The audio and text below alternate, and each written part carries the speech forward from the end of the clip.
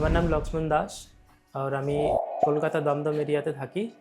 আর গত ৩ বছর থেকে দেখছিলাম আমার হেয়ার ফল প্রচুর হচ্ছে। তো আমি তখন প্রথমটা কেয়ার করিনি।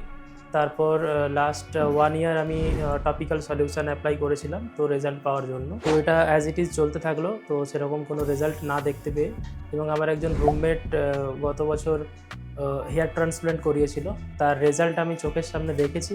তো তার থেকে একটা মোটিভেশন পেয়ে রেকমেন্ডেশন নিয়ে আমি এই ক্লিনিকে এসেছি এবং হেয়ার ট্রান্সপ্ল্যান্ট করানোর জন্য, কারণ এটা আমার মনে হচ্ছে এখন একটা পার্মানেন্ট সলিউশন হেয়ার ফল বন্ধ করার জন্য। তো একটা পজিটিভ আশা নিয়ে এসেছি। পেন এখনও কিছু হচ্ছে না সেরকম, আমি কিছু বুঝতে পারছি না, অল নর্মাল টিল নাও। তো আমার ফ্রেন্ড, আমার রুমমেট তো হেয়ার ট্রান্সপ্ল্যান্ট গত বছর করিয়েছিল hair free and hair grow clinic Kolkata থেকে।